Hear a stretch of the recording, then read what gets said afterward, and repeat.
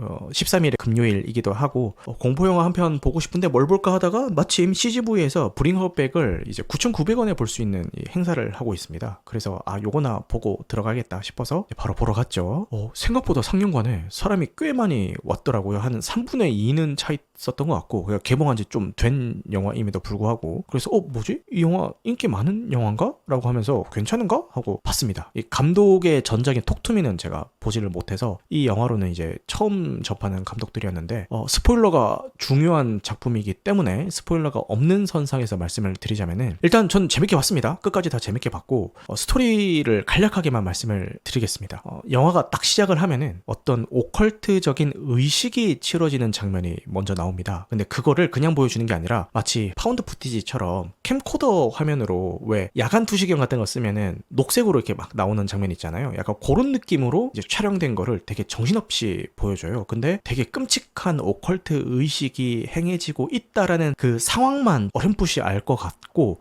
왜냐면 화질도 워낙 조악하고 카메라도 왔다 갔다 하고 그리고 뭔가 되게 끔찍한 짓을 하고는 있는데 그게 정확히 왜 하는 건지도 잘 모르겠고 어쨌든 그런 장면을 그냥 보여줍니다. 바로 이제 영화의 시점으로 돌아오는데 남매가 있습니다. 근데 이복 남매이고요.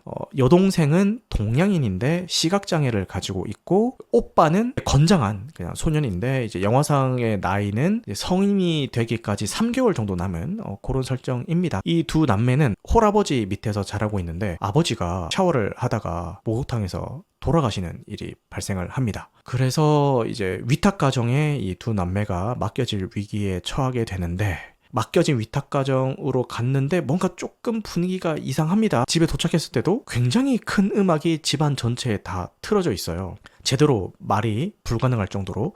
그래서 이게 좀 이상하긴 한데 어쨌든 들어가서 이제 그 위탁모랑 인사를 하는데 들어가기 전까지는 이상했던 분위기와는 달리 굉장히 환대를 해줘요. 알고 보니까 시각장애를 가진 딸이 있었고 그 딸을 잃는 이제 사고가 있었던 거예요. 그래서 시각장애를 가진 아이가 있다는 얘기를 듣고 이제 본인의 이제 위탁 가정으로 이제 들이게 된 거죠. 이제 장애를 가진 사람을 이제 보살펴 보지 않은 사람보다는 오히려 잘 됐다. 그리고 되게 따뜻하게 환대해 주니까 좋은 분이시구나.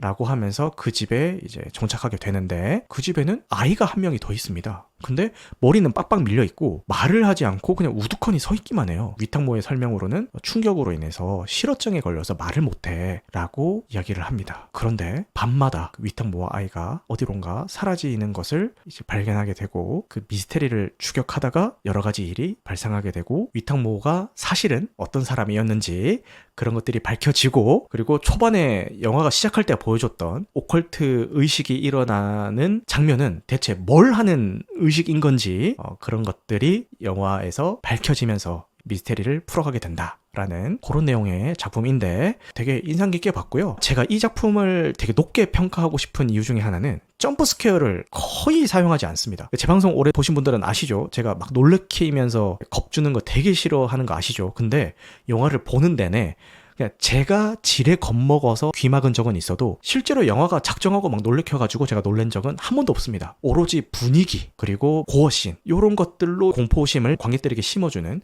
그런 작품입니다. 그리고 나오는 배우들이 연기를 너무 잘하는데 제가 아까 위탁모라고 이야기했던 분이 누구시냐면은 쉐이프 오브 워터에 나왔던 셀리 호킨스 배우입니다. 근데 이분이 따뜻한 어머니처럼 연기를 하면은 정말 세상 그렇게 좋은 사람 없는 것처럼 보이는데 표독스러운 연기를 하니까 세상 사이코가 없더라고요.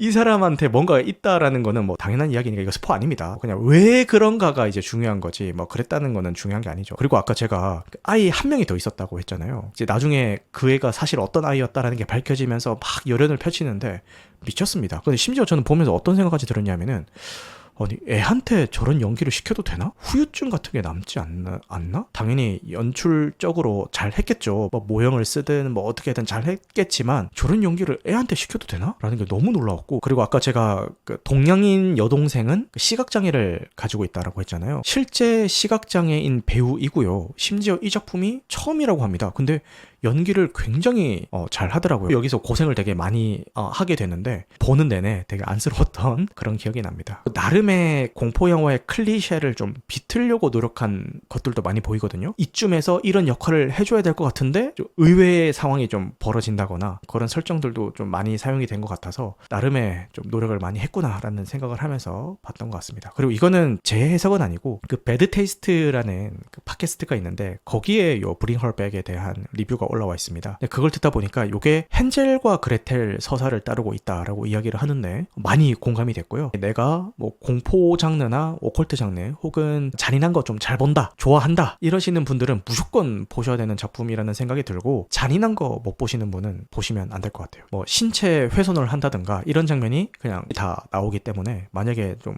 그런 잔인한 장면을 못 보시는 분들은 보면서 많이 힘드실 수가 있습니다. 이 정도만 말씀을 드릴게요. 스포일러 없이 이야기를 하려고 하니까 이야기할 수 있는 게 되게 제한적이라서 더 자세히는 말씀을 못 드렸는데 어쨌든 저는 추천입니다. 볼만했다. 그렇다고 해서 와 막 오컬트 명작이다 막 어떻게 이런 작품이 이 정도까지는 아니지만 티켓값 충분히 했고 상영 시간 동안 한순간도 지루하지 않게 딱 몰입해가지고 재밌게 볼 수 있었던 그런 작품인 것 같습니다.